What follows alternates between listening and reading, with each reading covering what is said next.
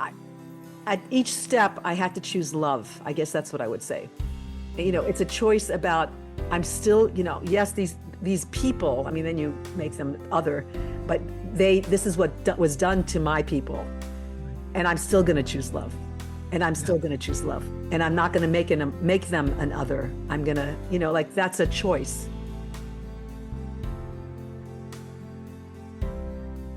I couldn't be more happy to introduce the world to Sousan Abadian. We have known each other for years, 30 years, 30 some years. Anyway. Been a while. Yeah. 1990s, I guess. Like I said a little earlier, Sousan was a child prodigy. I think she was 8 when I met her, and I was already, an old man. But we've had very parallel lives, and her life's work, every breath about her is about building peace, building connections, uplifting people, finding new ways, exploring new avenues to bring people together. And she's found her way to be the executive director of the Metropolitan Washington Interfaith Council, where I'm anxious to hear what they're up to there. But we're going to talk a little bit more basically today about culture change and the role of the interfaith movement and interfaith experiences, insights, collaboration in culture change. So, Sousan, welcome. Thank you so much, John. And it's always a joy to be with you and to reconnect with you after all these years. I'm thrilled. Thank you. And I'm definitely a peacemaker, but I'm also a troublemaker. Because I do like to stir the pot, because you can't get to peace if you have all sorts of other things in the way of that. So I do like to voice those things if possible, and gently, kindly, obviously, and from a place of love and intentions for healing. Anyway, so I'm thrilled to be here. Thank you for doing this podcast. Thank you for inviting me to join you on this. And I look forward to being in conversation. Excellent. Yeah. Well, and because I know that troublemaker nature of you, we're doing this interview in 2 different cities, so that for my safety. Okay. Oh, well, I'm not that much trouble, but yes, trouble in a loving way. In a loving way. Okay. Meaning that I think you understand this from your background. I mean, I didn't come to the study of trauma originally. My background, and when I was at Harvard, was in international development. So I was really looking at poverty alleviation. Right. And that world, looking at how do you uplift people who are challenged economically, and also, so violence and poverty, the intergenerational kind that looked intractable. How do you break through that? And then of course women became my main focus, because the most poor in the world tend to be women and children.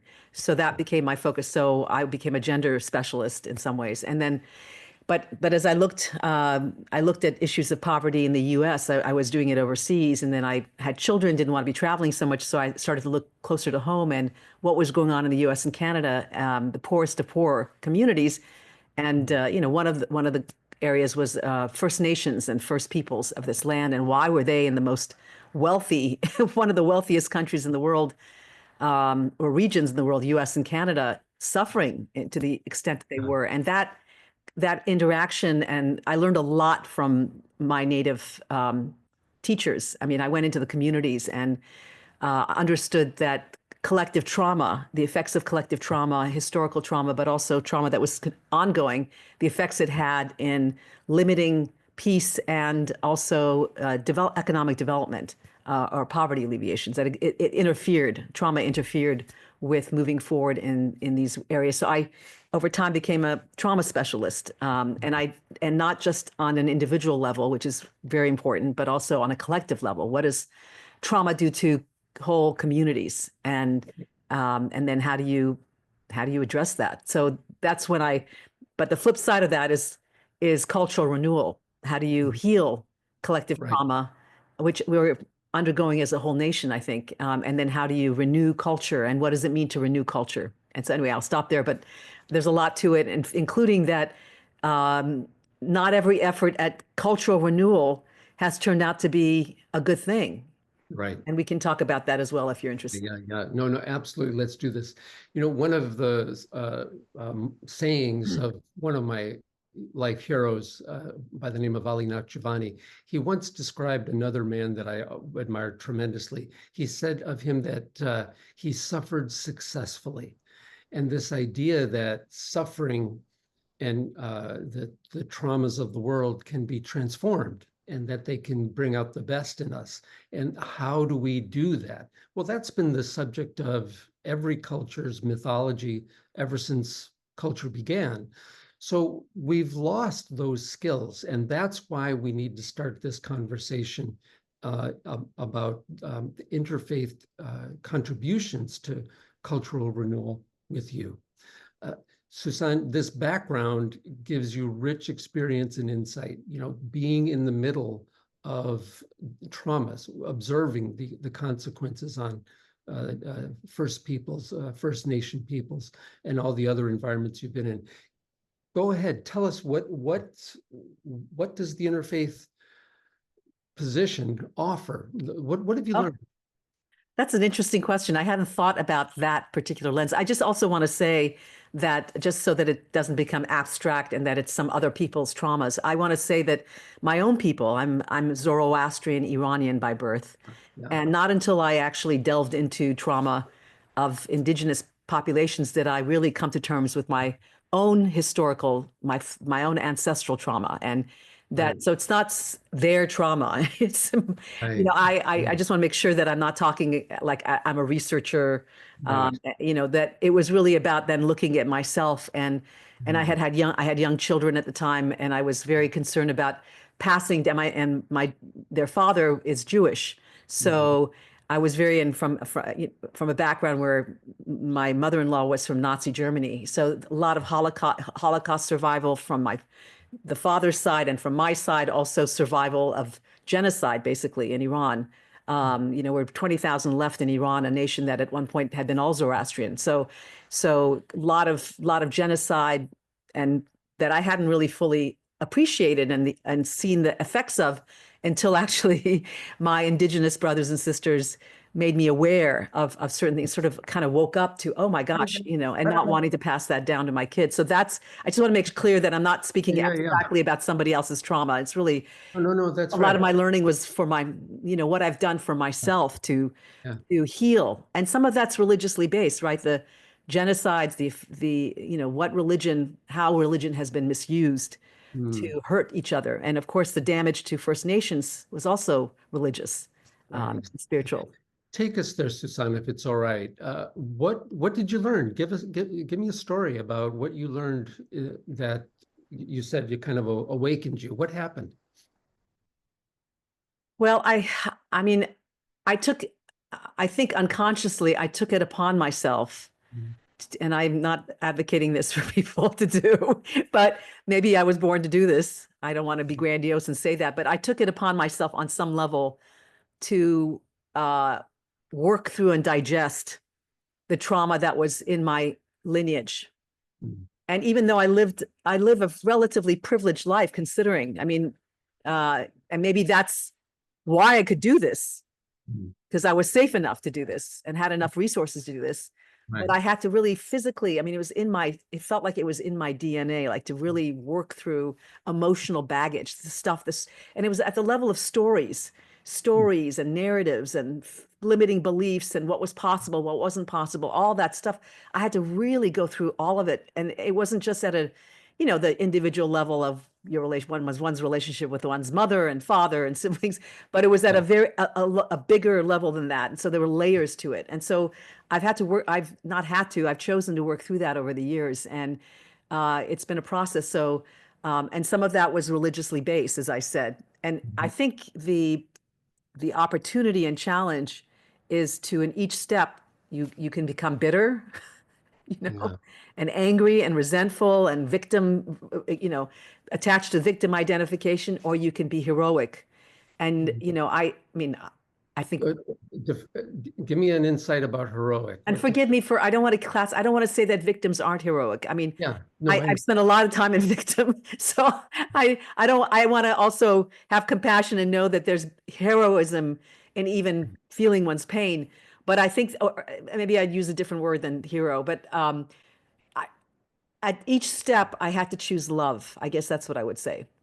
Yeah. It's a choice about I'm still, yes, these people, I mean, then you make them other, but this is what was done to my people, Right. and I'm still going to choose love, and I'm Yeah. still going to choose love, and I'm not going to make them an other. I'm going to, like that's a choice. Um, Let me push on that a little bit. Why would someone choose that in the middle of someone's anguish in the graphic stories or the things you've witnessed of injustice or oppression or genocide even? Why would one choose that?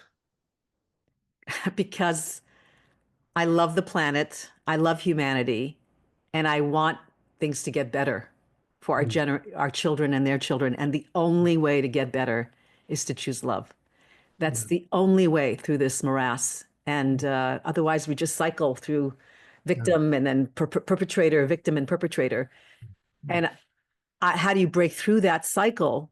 mm, Is to choose love. Now, love is a concept, is a complex word. I mean, it's not for me, it's not just rainbows and like it's not, it's love is complicated, but I still choose love, meaning I don't other anybody. They're still my fan, they're still loved as human. I honor their dignity. I don't approve of behavior. I mm, will I will set limits on behavior. I will, even maybe, on some level punish certain, hold people accountable. But I will still see their humanity. I will still give them the benefit of the doubt. I will still, you know what I mean? I mean, love is like what I mean by love is a bigger, we can unpackage what I mean by that. But really, I will not degrade or belittle or demean or make them an other. They will still be my human family, dysfunctional as they are. So that's what I yeah, mean, I guess. And the reason why is because I want a different future for my children and my grandchildren, and that's why, and all our children and grandchildren. I can see it's possible if we can do this, if we can not um, get wedded to identifying with victim and mm, instead know ourselves as powerful beings, divine beings, and noble beings. yeah, So yeah. that's not that nobility doesn't have victimization in it too. I don't again, I don't want to make the victim like a bad thing, but people who get so attached to it that they then want to victimize others. I think that's the problem. Yeah. You said something so important. You talked about your children and their future and making this choice as a commitment to their future. It reminded me of Jimmy Carter, Menachem Begin, and Anwar Sadat at Camp David. When the talks had completely broken down, everybody was going to go home. Carter went to Begin and said, look, I know you're frustrated, but your grandchildren have to live in the world you create here, right? Mm, And he said the same thing to Sadat, and they both decided to come back to the table because of their grandkids. wow. Do Wow, you wow. do you think it's easier for a woman to get there? I mean, no, seriously, Oh, probably, yeah. Well, probably. yeah, I I mean, do. evidence shows that Yeah, women at the peace tables, there's a yeah, certain outcome. Unfortunately, there are not enough of them. yeah. And women in development, that you want to siphon money to women in development because the men will tend to use it for different purposes. They'll use it for luxury goods and for themselves, and the women will use it for their kids and the community. I mean, I hate to make these broad, and there are a lot of women I don't appreciate. So it's not like and I love a lot of men love and adore and respect. So, but in general, I think, yes, I think women tend towards perhaps. Well, what is it then? So that we don't like just exclusively assign it to men or women. What is the quality that allows a woman to go there more easily, so that a man, let's say, could learn from it, or a Such a woman? good question. I haven't thought a lot about it, but so I'll just speak off the top of Yeah, my yeah. head. I, I'll tell you, as a woman, maybe as a mother, I got humbled as a mother, Mhm. in a good way, I think, even though at the time it was excruciating for me. But basically, I was this very ambitious woman, you know, at Harvard, and my career's moving forward, and I'm doing all 2 master's degrees in 3 years and all this stuff. And then I start having children, and I'm like, oh my God. you know? First of all, your body's taken over, Yeah. and then, a lot of your life gets out of control. Like you have children and you've got there's sacrifice that's involved. And there's a humbling that takes place that men don't have to contend with. I think that's one of the things. So there's a Can you dwell on that? sacrifice that Can you you take. You make willingly because you love your children, but it's hard, you know? And Yeah. I think that's part of it, but also we're maybe, I mean, I don't want to generalize, but compassion and empathy and, um, maybe the hormones are different. I mean, thank goodness. I mean, I love the role that men also play, but women, because of maybe also hormonal differences, we are more attuned to other people and to the whole, the collective. Men, because of testosterone, they're more like, they're out there to protect, and there's more aggressive. I mean, I don't really know exactly. I'm thinking top of my head, but some of that's just, I think, hormonal Yeah. differences and roles. Yeah, yeah, I like what you said about the humbling effect of the unknown of being a mom, of the physical suffering, the sacrifice, the sacrifice. The sacrifice, which means, by the way, the core of the word sacrifice is to make sacred. Yeah, So I used to tell myself that when I was like, oh my God, my life's coming to my life. Like my husband's life at that time was moving forward. His career was moving forward, and everything in my life was like, oh my God, my kid has an ear infection. I can't go to class. I can't, like that was my priority. Like I couldn't function. I was focused on my children. yeah, Even though I was supposedly doing these other things, PhD at Harvard, I couldn't fully engage because my kids were at stake. That so for me it was anyway, it was just there's a humbling and there's a refocusing that took place for me. And that's just me. I don't know what it's like in other contexts when women aren't even, they're not out in the world, but no. their focus is on, their focus is on the children that they brought into the world. So maybe that's part of it is Yeah, yeah. yeah. So do you think I'm just looping this back to the interfaith experience I don't and know how many thinking, people I've offended by now. no, I'm just no, speaking no, no. authentically from my limited experience as a woman on planet Earth. I, But go I'm doing pretty ahead. well. I don't feel offended, and anyone who's offended, leave a comment, and Or we'll don't leave a continue. comment. We'll continue to discuss it. But I'm thinking of what you said and how universal it is. The notion of sacrifice, a suffering that you can't avoid. You have a child, right? Well, you Or can avoid it, and some people do. They they no, that's they true. dissociate and they aren't Yeah. nice to their children, and I mean, All they that. do a lot of like, or Yeah. you know what I mean? I mean, a lot of people do dissociate or are abusive or in subtle ways. And not that I was perfect by any stretch of the imagination, but anyway, that's a different story. But I think in general, uh, Yeah, yeah. yeah. No, that's absolutely true. Where I was headed with that was the kind of that interfaith, like what's the role of a faith tradition or the stories, the mythologies, the stories of a faith tradition that helps someone see that intractable situation, whatever it is, as an opportunity to make something sacred or as an opportunity to bring out qualities that maybe you didn't know you had, but were demanded at that time. How about in Zoroastrianism? Is there a story that, or is there like a perspective on suffering and transformation that is part of the story of Zoroastrianism?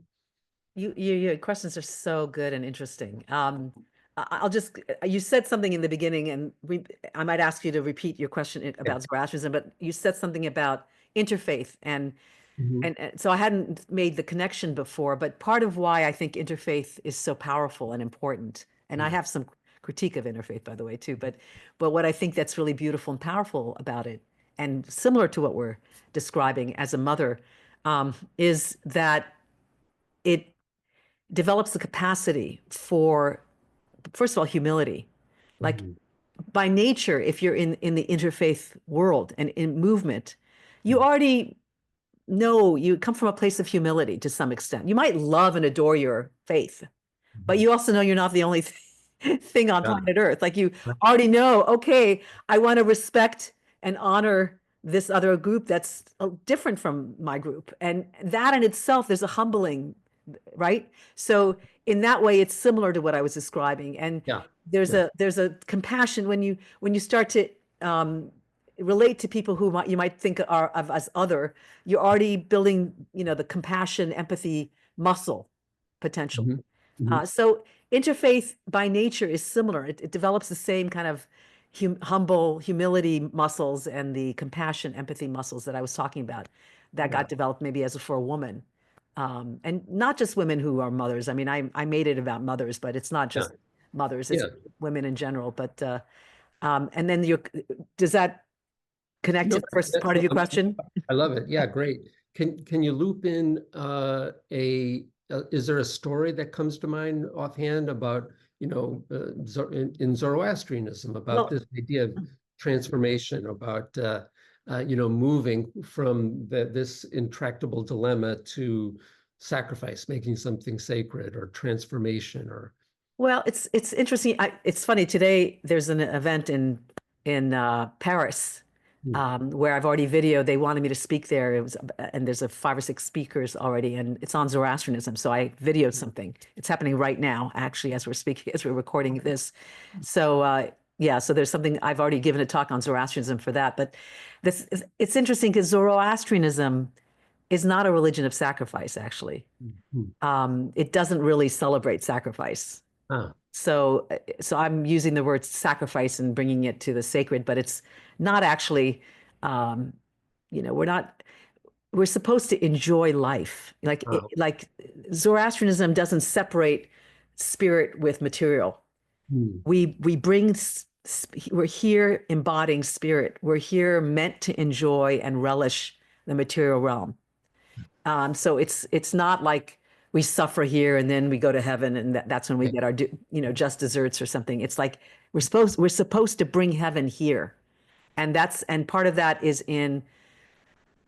I mean, I don't like to use the word purification, but I'll use it. It's sort of not the right term, but the purification of our thoughts and our emotions. So it's healing our Mhm. thoughts and emotions. It's purification, meaning aligning it with our higher selves, the divine. And but the what we're meant to be, we're co-creators with the divine in Hmm. bringing spirit here to earth, and we do that by constantly. It's a every moment thing. It's not like doing it when we go to church or whatever. It's like in the moment, choosing the most constructive way of thinking and being and acting in the world. And Hmm. so the thoughts, the words, and the actions, all three of those are considered important and daily moment to moment responsibility. Yeah. So yeah, it's a very responsibility oriented religion. You're totally responsible. Yeah. It's how you evolve. There's the Yeah. notion of evolution, personal and societal. Um, So I'm going to jump in right there and ask you to loop that into cultural transformation. Like how does that Zoroastrian framework help you in your understanding about culture transformation? well, um, I think I mentioned, I can't remember if I said this in our conversation before we started recording or not, but I think I mentioned in our conversation today that cultural renewal is not necessarily, it's not benign. Hmm. Attempts at it aren't benign. So I talk about generative cultural renewal, which means I qualify the renewal. So, it's the what I mean by that is that many traumatized communities Hmm. um, try to renew themselves.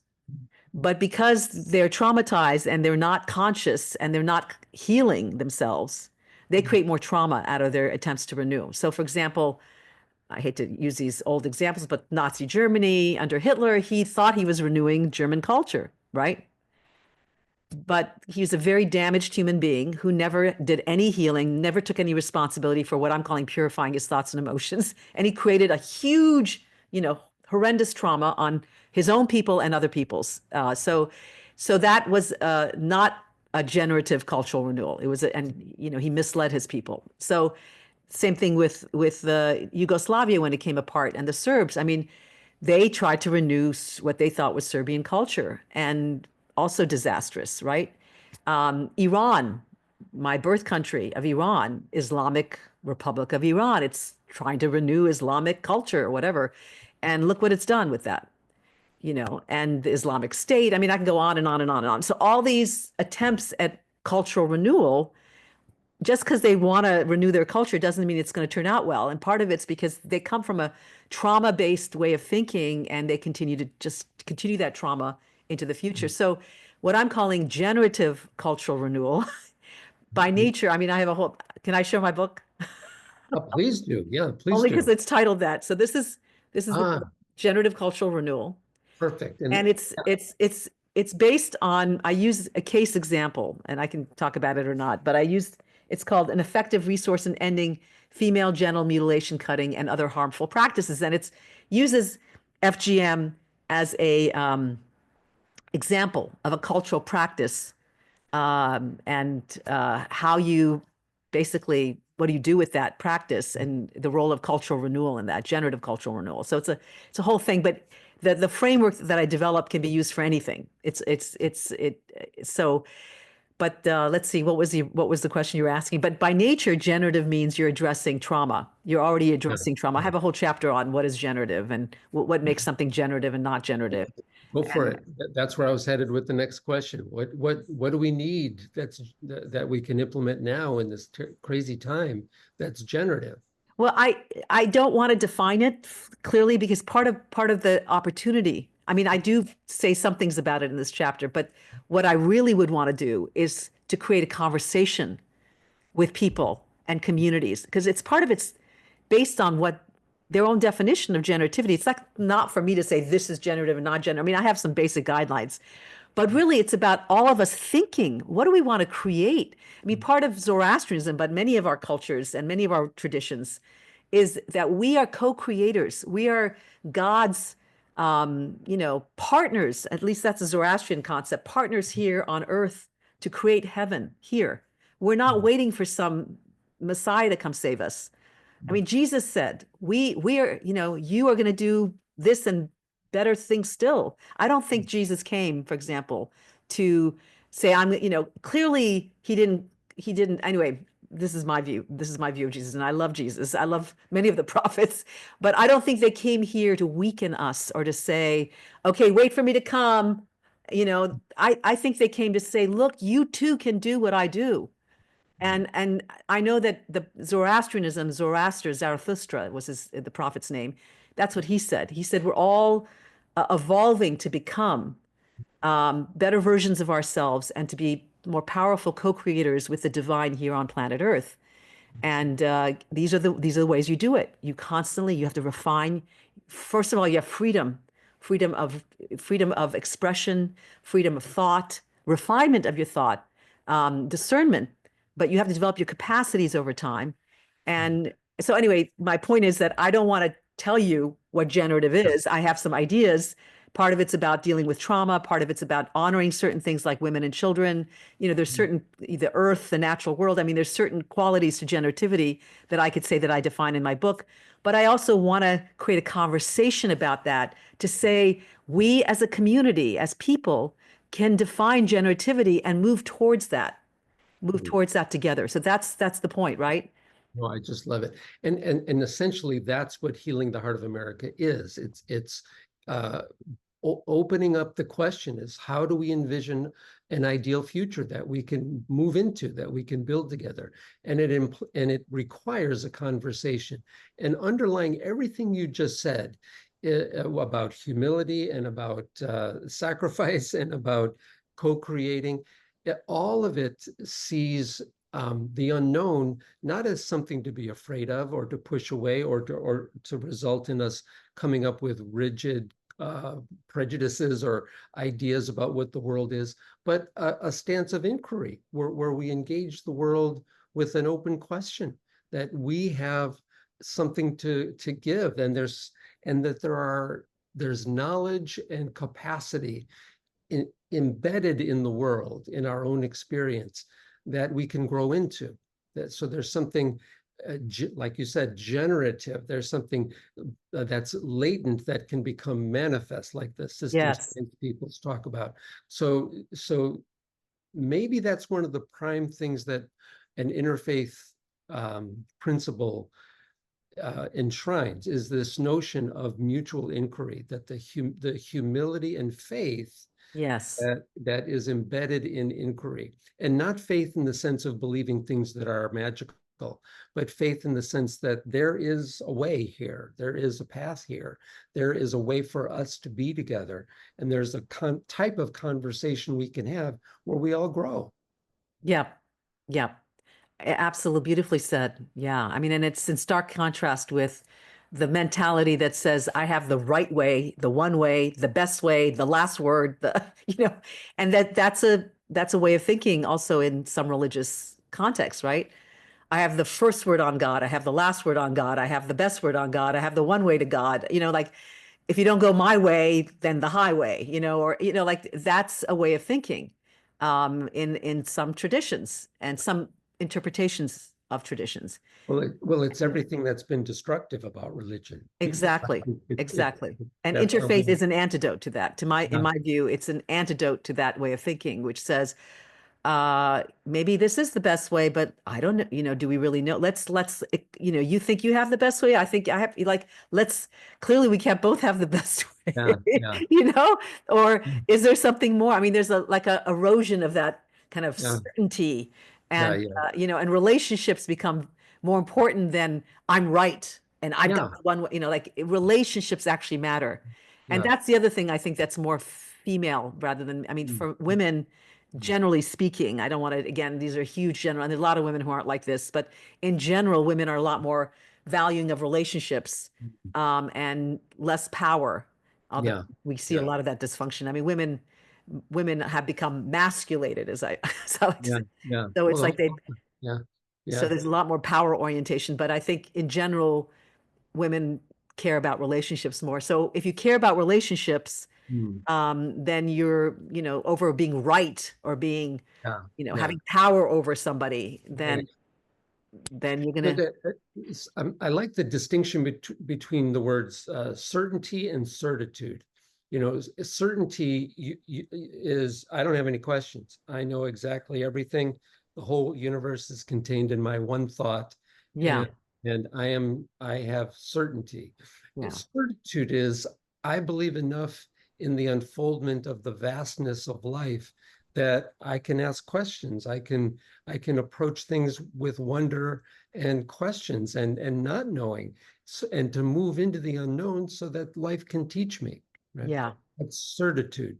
So we need a lot more certitude, and instead of the bashing each other over the head with our certainties. Well, um, part of it is figuring out um, is different kinds of relationships with to uncertainty. Like there's just people who've been either raised with black and white thinking or in family systems that where, there's a lot of shaming. So it's very hard to think that uncertainty isn't scary. Like for right. people, you know, as you were saying, uncertainty can be this cauldron of creativity. We don't know. We get to create. There's unknown.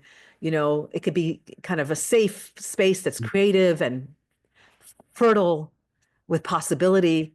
But if you've been raised, like many of us, I mean, I'm, with a lot of fear and a lot of trauma, actually, then uncertainty is scary. Like you just want to know, you want to have certainty, you want to have safety, like black and white. Like just tell me tell me what's right and wrong. I don't want to think. Like it's scary, right? So Yeah, one yeah, has to have compassion for people who've been through that yeah, also and who need certainty. Just tell me what the Ten Commandments are. Tell me what I do so I can go to heaven. There's a yeah, heaven and hell, and I want to go to heaven. Just tell me what to do. Like that. So in some ways, so I have to, I always feel a lot of compassion for people who need, I mean, again, not to belittle that, but like Zoroastrianism is a real the original teachings. Now it also fell into hard times, and a lot of Zoroastrianism became black and white thinking over time out of trauma, I think trauma response. But the original teachings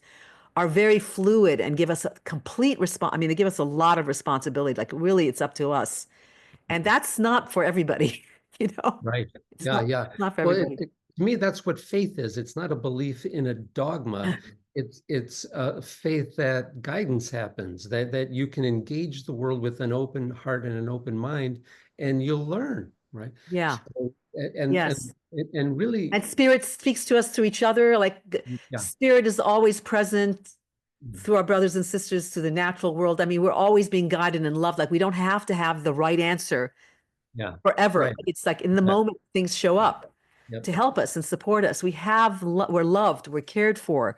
We're guided in every step from our higher selves that guides us, so that we can align better with spirit and have better lives here. I mean, the point from the Zoroastrian perspective, again, I don't want to talk about Zoroastrian, but the point is to have good lives here, meaningful lives here, and bring, and help others to build better lives too. Like that's the point, but not to struggle and suffer. And, that's maybe sometimes, I mean, we create suffering.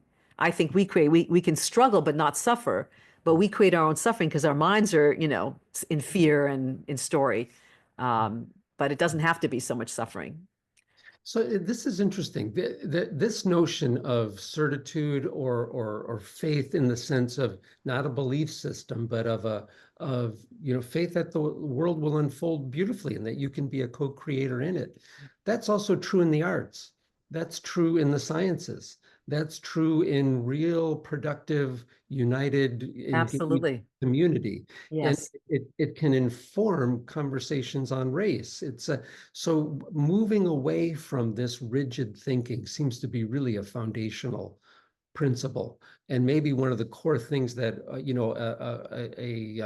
an energized and active interfaith movement could offer to this regeneration is helping people, from the experience of one tradition or another, and traditions talking to each other. How do we get to that certainty? How do we get away from that certainty and Wow. into and to that certitude together, in that search together? We had the Interfaith Council of Metropolitan Washington. We had a event January 30th. We called Celebration of Light, and we invited two amazing speakers and also Richard Louie, who's the MSNBC correspondent who wrote an amazing book. Anyway, he was facilitating the conversation with Rory and forgive me, I wasn't planning on talking about this, so I'm blanking on names and last names, and Chandra and the One America movement. Anyway, we had a discussion on bridging divides and countering polarization, and basically the same what you're talking about, really dealing with, how do you overcome.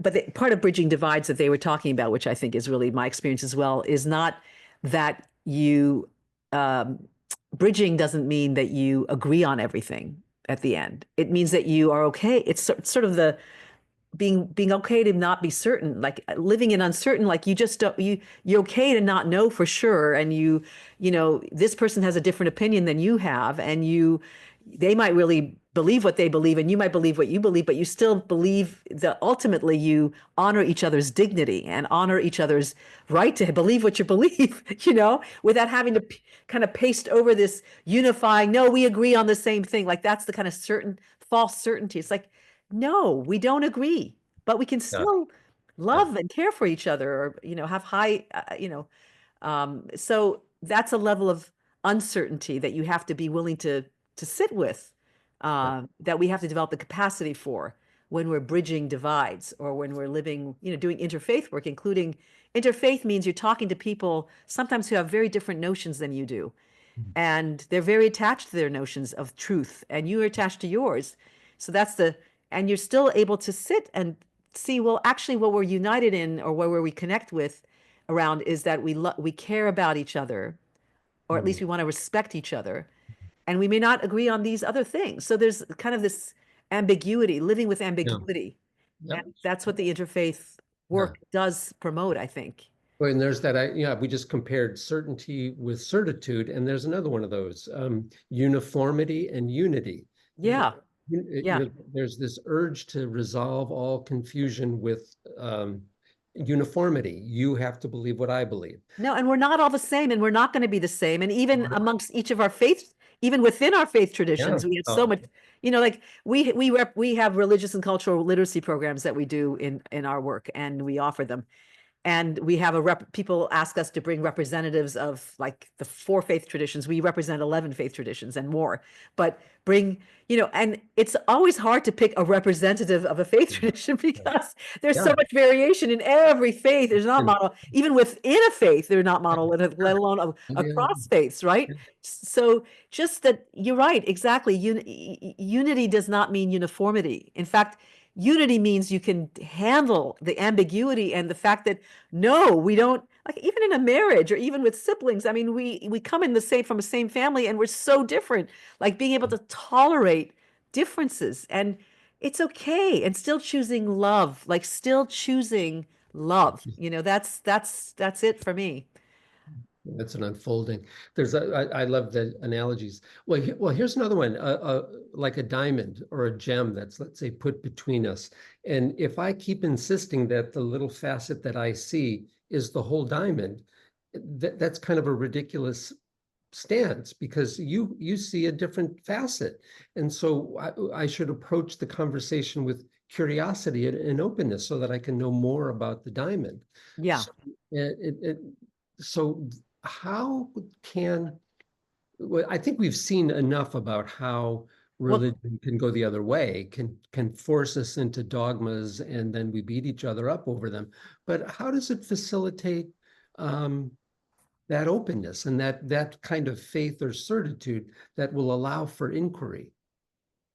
well, here's where religions are different from one another too. Mm, I mean, I don't think, I think, let's see, I think the task right now of religions is to really look inside themselves and see where there needs to be reform, frankly. mm, So this is where interfaith work is not, to me, that healthy at times, because we want to just talk about where we're connected and we love each other and let's just talk about each other and and value each other, holy envy and all this other stuff and all the positivity. But really what also we need to do is to look at ourselves and say, where have we gone wrong? Where have we caused harm? It's sort of a soul searching to look at where reform needs to happen within our religion. So part of my work, before I came to the Interfaith Council, was on looking at narratives, mm, collective narratives. And so not just individual narratives. So, and I had a whole framework I have developed, and I have a chapter that you and I work on in a book that you and I are working on. I mean, have a chapter in. You have multiple chapters. I have one. And the chapter topic is on post-traumatic narratives. So the narratives that we construct after trauma. And it happens on an individual level, but it actually happens also on a collective level. And these are trauma narratives. But anyway, there's adaptive trauma narratives, meaning they take us in positive directions. Trauma can, as you say, create opportunities to learn and grow and become stronger. So those are adaptive. And then there's maladaptive trauma narratives. And they take us in a cycle of renewed trauma, basically, to ourselves and other people. And I talk about the differences between those and but some of those strands of our religious narratives are laden with trauma, in my view, and some of them are maladaptive. And we all need to go through, I think, some level of soul searching around what is in our religion, in our narratives, that creates more trauma, and what is adaptive. And there's a lot of adaptive narratives, but there's some maladaptive, and they continue to cause trauma. And because we think our religions are sacrosanct, they're sacred and they can't be touched, these things continue. And I think part of interfaith is to have really difficult, brave conversations about what these narratives are that continue to cause trauma and harm to one another. And I don't think we're having enough of that kind of conversation. It feels too scary and yeah. anyway, How would you outline what some of those traumatic narratives are? it's tricky to do this in public as the executive director of the Interfaith Council of Metropolitan Well, Washington. But I should offer you job security before I ask the question. not job. It's just that you know, I have compassion for how hard this is. What I'm suggesting is really hard work. Yeah, yeah. And it's easier to do it as a Zoroastrian because we've been around a long time. We've done our harm, we've done our good, we've been humbled. But some of the younger faiths, to tell you the truth, you know, it's incumbent on them because they're the ones, the majority actually. I'm talking about Christianity and Islam, and they've created a lot of harm. They've done a lot of beauty, but they've also created a lot of harm, and they're not fully owning it, Mhm. in my view. As much as I love both those faiths, obviously I have a lot of respect and care for those. And I'm not talking about the people. I mean, every Christian and Muslim is sacred to me, but I'm talking about narratives at the level of narratives in traditions and the harm they cause. So any narrative, like if you look at trauma narratives, if I may say it, on an individual level, you know this better than I, but people who are traumatized, they tend to and not everyone who's traumatized stays traumatized. Obviously, many of them heal, and so the ones who stay traumatized tend to have distorted, some of them distorted narratives and internal narratives, dialogues. And I've kind of I talk about them in terms of extremes. So these are ideal types. Again, it's not exactly this, but people either feel disempowered or they feel victimized, they feel disempowered, they feel less than other people, all this kind of stuff that we associate with trauma. But there's another face to trauma that we don't often talk about, and it's what I will term falsely empowered narratives. And these are the grandiose, these are the entitled, these are the I'm better than everybody else, and that's another face of trauma, actually, Yeah. as you might know. So the disempowered and the falsely empowered. So in some of our texts, religious texts, so this is at the individual level, but if you take it to the collective level, what is a less than better than um, what is a less than narrative in some religious texts? I mean, can you tell me? Like a less than in terms of being like a sinful person or something like that. Exactly. We're born in sin. Mhm. We're born in like so Zoroastrianism doesn't have that notion. We're not that we clearly can be corrupt, we can be corrupted, but we're not born in sin. That notion does not exist, for example, in Zoroastrianism. So it's not like it's the truth. It's just a story. And so that story of we're born in sin, if it's taken to the extreme, is a maladaptive, disempowered, I would call it post-traumatic narrative, collective post-traumatic narrative. So that's one. I'm giving just little examples. What's a falsely empowered of superiority in some religious texts? You have a spiritual experience and your work is done. You don't have anything else to do. You're saved and Yeah, life is good for you yeah. But how about at a collective level? or What's your group. Yeah, your group is saved and nobody else is. That's right. You're special. Yeah, You're special somehow to God. yeah, You're the group. yeah. When the end of times come, you're the group. Good.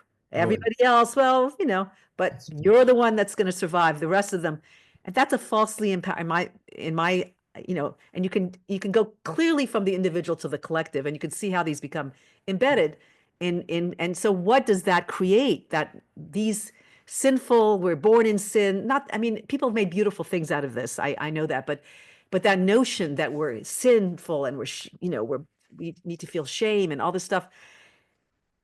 What does that create in people? And then what does this falsely empowered create in people? And what does it do to other people? Like, so you could see how these things create trauma. So anyway, this is a big conversation, Oh, that's a huge one. Oh, and also very, very challenging because I've tried to write about it, and some people say you're going to get killed if you do, and others say no, no, we can't go there, we can't go there. But this is what we've got to look at if we want to. So my whole thing is how do we create generative cultural renewal, and yeah. part of it's looking at our narratives and what are we propagating and what are those narratives propagating into the future, and religion's part of part of the culture that's propagating these narratives that create more trauma or opportunities for enlightenment and bettering of humanity. So it's our choice. I'm not saying what's right and wrong. It's like, do you want to go here? Or do you want to go here? It's your choice, humanity. It's your choice, community. But let's look clearly about let's just say clearly look at what we're doing, because these are the paths. These will take you. If you go this way, this is what it's going to take you. If you go this way, this is where it's going to take you. And so let's not, but it's your choice. It's your choice in the end. So that's how I see it. Susan, thank you. That was a powerful, resounding kind of summation. We've got to start wrapping up, but can I get you to promise, in front of everybody watching, that you'll do this again because this needs to be unpacked. There's a lot here, Yeah, and there's a lot here. we need guidance on how to engage this in a respectful, open, honest way that leads to growth and not to condemnation or to putting down any religion, but Absolutely. but to bringing out maybe gems that they have that have been encrusted with all kinds of Beautifully said. false narratives for centuries that they're just waiting to be liberated. So the purpose is to liberate our faiths, not and to And and our to people. and our people. Our people, I mean, oh my God, the burdens people carry because they're trying to be faithful to maladaptive narratives, Yeah. that are distorting their lives and the lives of their children. I mean, it's really so unkind. So it's about liberating people to become better, whatever they are, like better everything, whatever religion they are, I'm That's what loving it. All right, so I am going to ask you to come back and for us to get I deep promise if you want me to come back, I'll come because back. this is really critical, and because there's going to be 1,000 questions and comments, and then we'll learn from those comments where people want more explanation, where they want more engagement, where they're looking for more help. So once we get some of that feedback, we'll get you back in, and and actually we'll use some of these questions to form some of the questions for the other speakers in the interfaith contributions to healing the heart of America. Susan, I got to thank you so much. We're going to wrap up now. Thank And, you. and go have a wonderful day. Spring is on the way, and Nowruz is coming. So happy Nowruz a couple of days Happy early. New Thank you. Happy New Year. All right. Happy New Year, yes. That's it for today's episode of The Tree of Life, where every Monday we take a fresh look at the role religion and spirituality can play in our growth together in unity and cooperation, as well as the ways we can avoid the division and conflict religion can create. The Tree of Life is brought to you by Healing the Heart of America, where every day we bring you ways to unite the country and uplift hearts. I'm your host, Dr. John Woodall, reminding you we need each other.